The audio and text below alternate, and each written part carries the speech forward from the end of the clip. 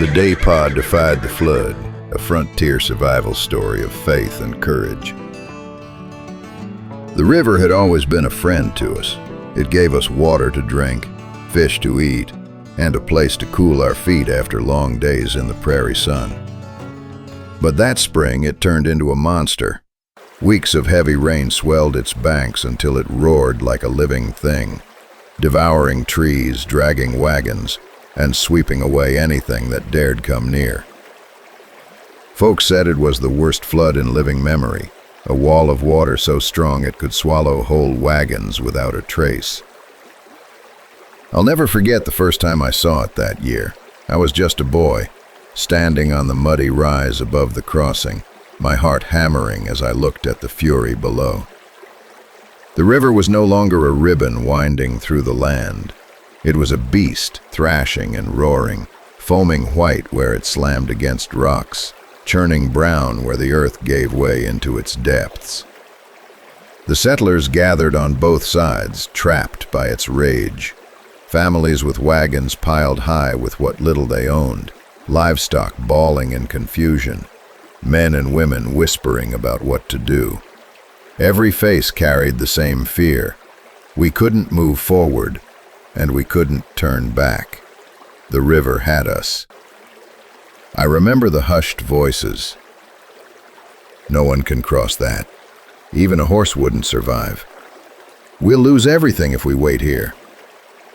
I looked up at Pa Dawson, his broad shoulders set firm, his weathered face unreadable as he studied the torrent. He didn't speak right away, but I knew that look. It was the same look he wore whenever something needed doing, something that scared everyone else. And when Pa finally spoke, his words silenced the doubts around us. God didn't bring us this far to leave us stranded. There's a way across, and we'll find it. Some shook their heads. Others muttered that he was crazy, but I felt something stir inside me. Pa had a way of speaking that cut through fear like a lantern in the dark. That night, while others huddled by their fires, Pa walked the riverbanks, measuring the current with his eyes, searching for hidden rocks, listening to the roar, as if the water itself might tell him its secrets. And when dawn came, he saddled Samson, his strongest horse, and tied a coil of rope around his waist. "Eli," Ma whispered, her voice tight with worry, "don't you dare." He placed a hand on her cheek, gentle despite the calluses. "I have to, Mary. If we don't cross, these families starve. If I fall," he glanced upward, "then I fall into the Lord's hands." I wanted to stop him. I wanted to scream that it wasn't worth it. But when I saw the fire in his eyes, I swallowed my fear. Deep down, I knew Pa was right. By mid-morning, everyone gathered at the bank. The river foamed and thundered, daring anyone to challenge it. Pa mounted Samson, the rope tied to a tree behind him. Men held the end like a lifeline, their knuckles white. "Pray for us," Pa said simply. And then he spurred Samson forward. The horse plunged into the torrent, water slamming against them with a force that made me gasp. Within seconds, Pa and Samson were half swallowed by the flood, muscles straining as the river tried to drag them under. The rope stretched tight, trembling like it might snap. "Hold!" someone shouted. Samson fought, hooves scraping for purchase on unseen rocks. Pa clung to the saddle with one hand, the reins with the other, his jaw clenched, his eyes fixed on the far bank, as though it were the promised land itself. But the river wasn't about to give up its prey. Just as Samson seemed to find his stride, another surge tore loose from upstream. It slammed against Pa and horse with the rage of a giant's fist. Pa lost his grip on the saddle, his body yanked sideways, the rope at his waist snapping tight as the river tried to claim him once and for all. Gasps erupted from the settlers. Women cried out, children buried their faces. Men clenched their fists in helpless rage. I heard one voice, trembling but steady, rise above the noise. "Pray!" And they did. Right there on the muddy banks, with fear gripping every heart, men and women dropped to their knees. Some shouted prayers, others whispered them through tears. A chorus rose above the roar of the flood. "Lord, save him! Strengthen his arms, O God! Bring him through!" I prayed harder than I ever had in my life. "Please, God, don't let Pa go." And then it happened. Out of the foam and fury, Pa's head broke the surface once more. He was coughing, sputtering, but still fighting. With one hand he clung to Samson's reins. With the other he clawed forward, pulling himself inch by inch back toward the saddle. Samson pressed forward with renewed determination. The horse's muscles rippled, his nostrils flared like bellows, his eyes wild but unbroken. And Pa, dripping and shaking, pulled himself back upright. Step by agonizing step, they closed the distance. At last, blessed at last, Samson's hooves struck the shallows near the far bank. The water still surged around them, but no longer with the same crushing strength. A few more strides, and the horse was climbing the muddy incline. Pa slumped forward, his chest heaving with exhaustion. For a heartbeat, no one moved. We could hardly believe what our eyes had just seen. Then the riverbank erupted. Cheers, sobs, prayers of thanks, a flood of sound louder than the torrent itself.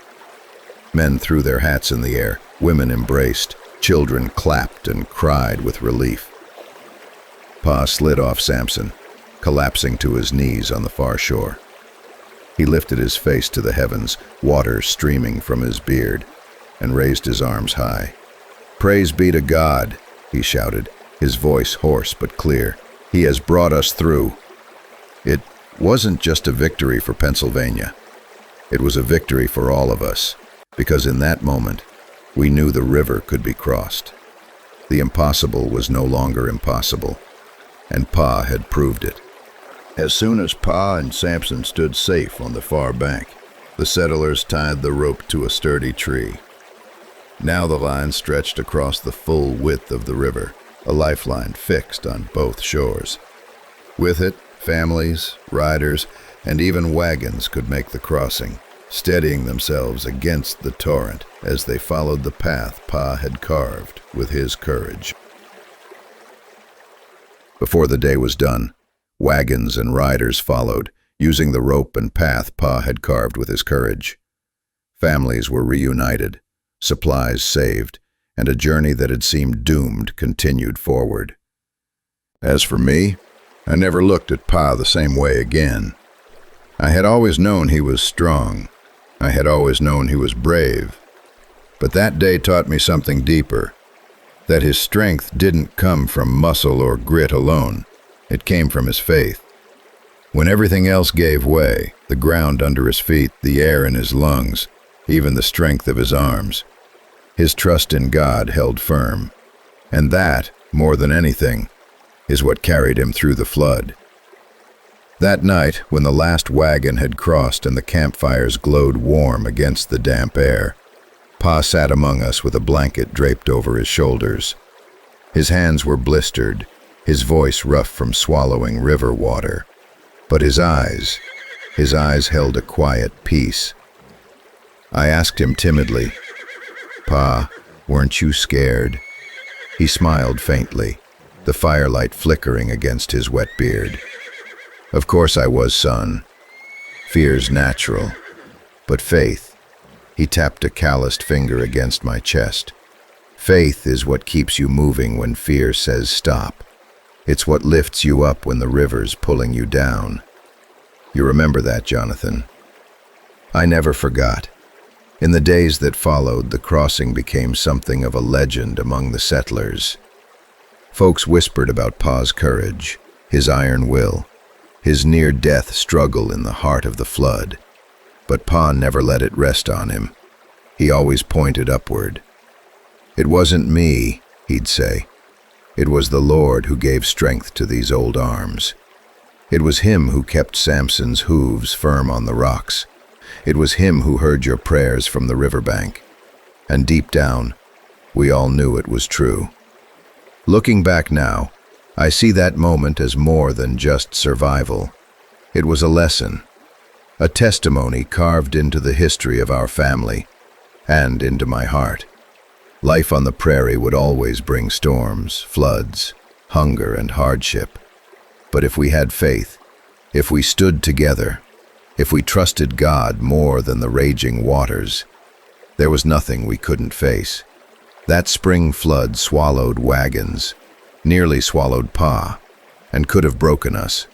Instead, it became the moment we learned just how strong faith could be. Strong enough to defy a river, strong enough to bind a community together, strong enough to remind us that God never lets go, even when the waters rise. So when I hear the sound of rushing water even now, it's not fear that fills me first. It's gratitude.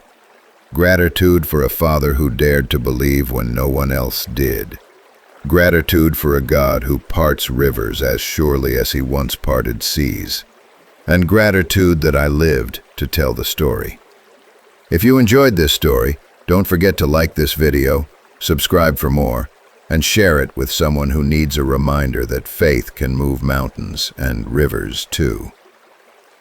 Next time, I'll tell you about the summer the prairie sky turned black with locusts, and how Ma found a way to keep our crops alive when everyone else's fields were stripped bare. It's a story about survival, sacrifice, and the kind of hope that only comes when you put everything in God's hands. But that's a story for another fire. And if you haven't yet heard some of our other prairie stories, like the night Ma stood between a starving coyote and our last hen with nothing but a skillet in her hands, check out The Skillet and the Coyote. It's one of our most heartwarming tales, dramatic, funny, and full of grit and faith. I promise it'll leave you smiling long after the fire dies down.